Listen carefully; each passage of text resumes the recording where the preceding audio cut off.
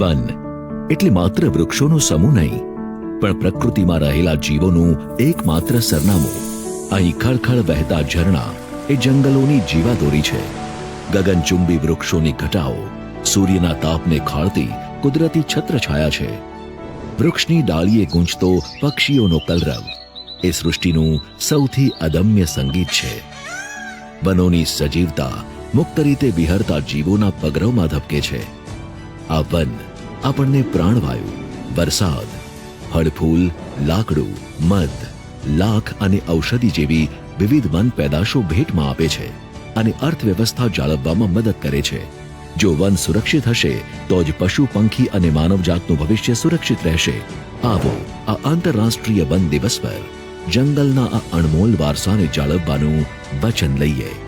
One અને પર્યાવરણ વિભાગ, ગુજરાત સરકાર દ્વારા જનહિતમાં જારી.